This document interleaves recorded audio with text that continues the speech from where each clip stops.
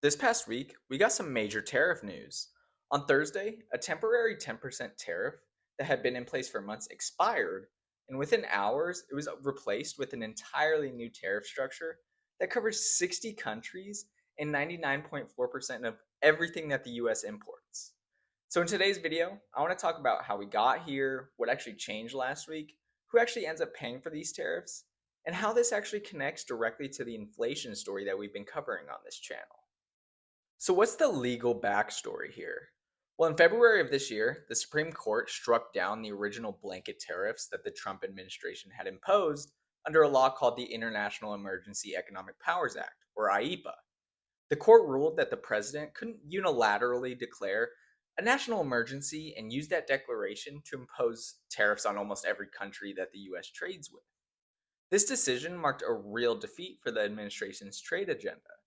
So, how did they respond? Well, they didn't drop tariffs like many had hoped. Instead, they put in place a temporary 10% tariff while they figured out a more durable legal path moving forward. And this 10% stopgap expired at midnight on Thursday of this past week, and that's exactly where the main topic of this video comes from. So now that we know the legal backstory, what actually changed this past week? Well, instead of relying on emergency powers again, the Trump administration used Section 301 of the Trade Act of 1974, which is a completely different legal authority. As I mentioned earlier, this new tariff regime covers 60 trading partners and 99.4% of everything that the US imports. These new tariffs come with rates between 10% and 12.5%, and they took effect at 12:01 a.m. Eastern Time on Friday morning. This wasn't framed as a broad economic rebalancing like the original Liberation Day tariffs were. Instead, these new tariffs were framed around an investigation into forced labor practices, with the administration calling it, in their words, quote, the most sweeping international labor rights action the United States has ever taken. There's been a lot of pushback on that framing, with critics arguing that this is really just a new vehicle to reimpose the same broad tariff regime that the Supreme Court had struck down earlier this year, just dressed up under a different legal justification.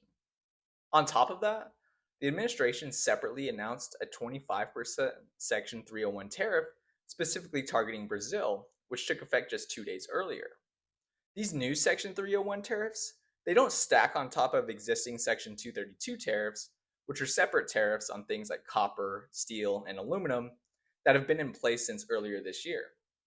The order also expanded the list of exempted products, along with loosening the rule for what counts as a US originating product, moving the threshold from 95% domestic content down to 85%. Now, while that may not sound like much, that's a pretty meaningful change for manufacturers who source components internationally but assemble the bulk of a product here in the US, since it makes it easier for their finished goods to qualify for domestic treatment and avoid the new tariffs altogether.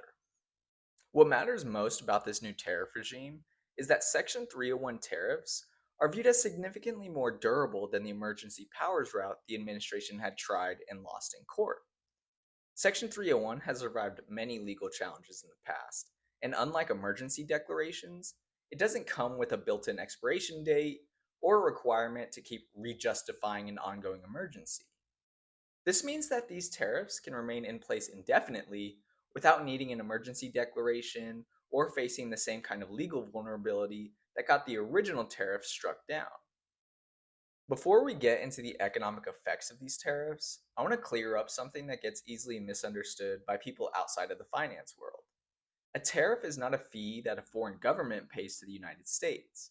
When a tariff is placed on a good coming from another country, it's the American company importing that good who pays the tariff to US Customs at the border. That importer then has three choices. They can absorb the cost and take a smaller profit margin. They can pass some or all of that cost onto the businesses or consumers buying from them, or they can do a combination of both. But the main idea that I'm trying to highlight here is that the check gets written by an American business, not by the exporting country's government or the exporting country's company. Think about it like this. A US clothing retailer that imports pieces from a country now subject to this new 10 to 12.5% tariff doesn't get a bill sent to that country's treasury. The retailer pays it directly at the port of entry before the product ever reaches a store shelf. From there, the retailer has to decide how much of that added cost to eat internally, and how much to build into the sticker price. And historically, when tariffs are broad and hit nearly every competitor in a category at the same time, like this new action does across 60 countries at once, companies tend to pass through a larger share of the cost because their competitors are facing the exact same input cost increase, and there's less pressure to hold prices down to stay competitive. This tariff story ties directly back to something that we've been covering on this channel. In my breakdown of the June CPI report and Kevin Warsh's first congressional testimony as Fed chair, we talked about how the sticky parts of inflation, things like food and shelter, are still running hotter than the Fed wants. And this is even as energy prices mask that with a temporary ceasefire driven decline, which, as I mentioned in that video, has already fallen apart. Now, layer this new tariff regime on top of that same story. As I mentioned earlier in this video, these tariffs cover 99.4% of everything that the US imports. This includes consumer goods, materials for industry, and agricultural products across dozens of countries at once.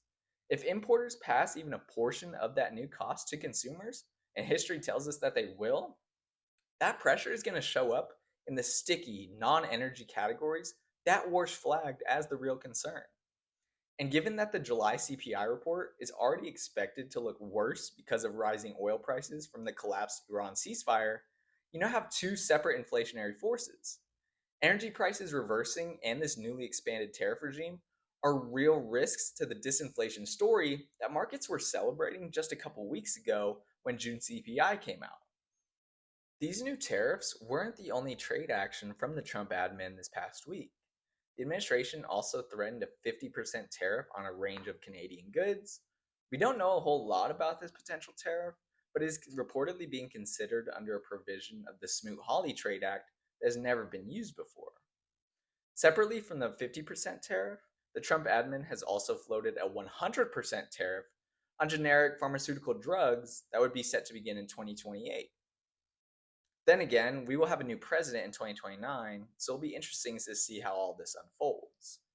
Neither of these new tariffs are locked in yet, but together with the 301 tariffs, they suggest that the administration is actively searching across all legal authorities for ways to keep expanding tariff coverage against both friends and enemies, rather than treating tariffs as a negotiating tool that then gets rolled back once trade deals are reached.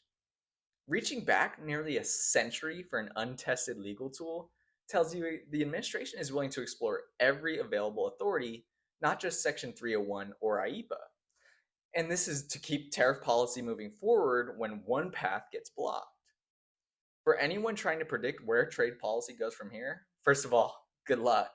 But just be aware that these actions suggest that we should expect more of these tariff regimes to be put in place across different legal frameworks rather than the more predictable playbook that has been used in the past.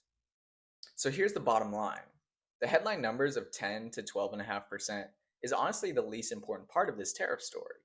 The real story is that the administration lost in court back in February and took the time to find a more legally durable path and used it to reimpose tariffs on basically the entire catalog of US imports in a way that's built to withstand future legal challenges.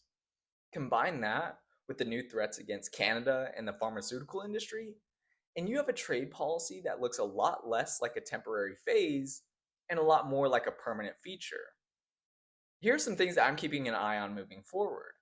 First, I'm going to be watching the August and September CPI reports very closely, specifically the goods categories rather than just the headline number, because that's where we will start to see whether importers are passing these new costs through to consumers rather than absorbing them into margins.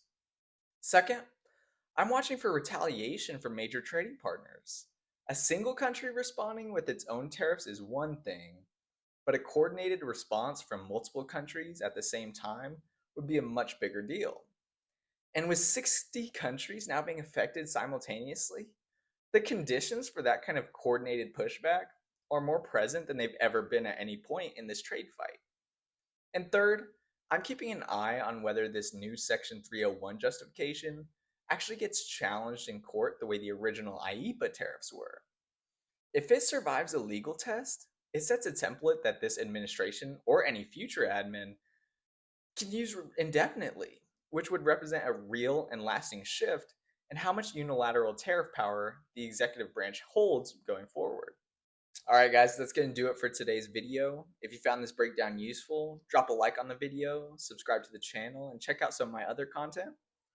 Let me know what your thoughts are in the comments and what you think this will mean for prices in the second half of this year.